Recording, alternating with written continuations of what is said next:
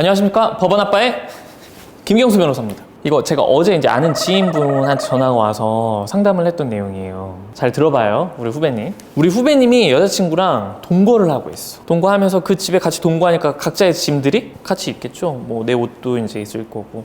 근데 그렇게 같이 있다가 헤어지게 됐는데 진짜 남자가 없어 보이게 비밀번호 바꾸고, 야, 너 이제 들어오지 마. 무슨 소리야? 그랬더니 그 여자분이 집에 못 들어오게 한다. 근데 내가 뭐가 있다? 카드키가 있다. 그래서 나는 이 카드키를 갖고 가서 문을 열고 내 짐을 빼고 싶은데 혹시라도 이게 나중에 문제가 되지 않겠느냐라고 물어왔어요. 제가 뭐라고 답변했을까? 그래요? 주거침이 될 수 있을 것 같아요? 역시 우리 후배님이 아주 남달라. 일단 첫 번째 아주 좋은 질문이었어. 그 집에 누구 건지 모른다. 이 집은 이 남자친구의 것도 아니고 이 여자친구의 것도 아니고 임대차 계약 체결해서 월세로 들어가는 집이었어. 우리가 민법상으로 내가 그 당의 물건에 대해서 또는 집에 대해서 소유하고 있는 걸, 이걸 뭐라고 해요? 소유권이라고 합니다. 그리고 내가 이걸 소유하고 있진 않지만 당의 집을 점유해서 사용할 걸, 이걸 뭐라고 할까요?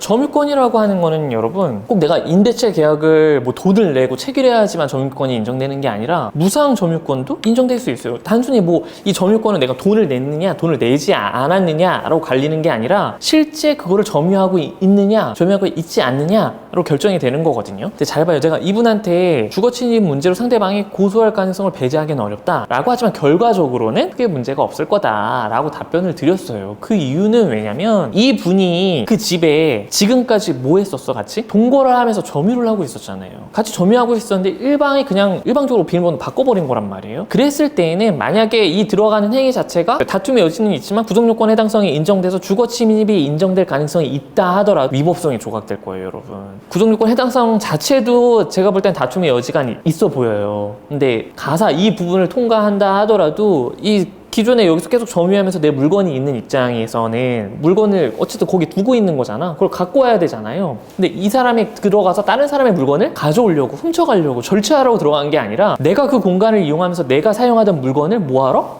다시 회수하러 간 거잖아요. 거기에 대해서는 아마 정당행위로서 이 정도 행위까지는 사회관념상 통상적으로 인정된다라고 판단받을 가능성이 높아요, 여러분. 그래서 제가 상담하면서 방금 얘기한 건 똑같이 얘기했어요. 상대방이 짜증나게 하려고 주거침입으로 고소할 가능성을 배제하기는 어렵다. 근데 고소한다 하더라도 너가 조사받고 잘 해명을 하면은 충분히 불기소를 받을 수 있으니까 너무 걱정하지 말아라. 다만 그럼에도 불구하고 너가 너무 걱정된다. 현장에 가서 경찰에 신고해서 경찰을 대동하에 가서 짐을 갖고 나오라고. 그렇게 하면은 큰 문제 없이 사안을 마무리할 수 있을 거다라고 제가 설명을 드렸습니다, 여러분. 동일한 사건과 관련돼서 제가 지금 판례 찾아본 건 아니거든요. 근데 유사한 판례들은 있어요. 생각보다 주거취집과 관련해서 또 재판부가 정당행위를 넓게 해석하거든요. 실례로는 뭐 이런 거 들 수 있겠죠. 윗집 아랫집 사이인데 윗집에서 가족이 동파가 돼서 막 물이 새고 있어. 윗집은 우리 집은 아니잖아.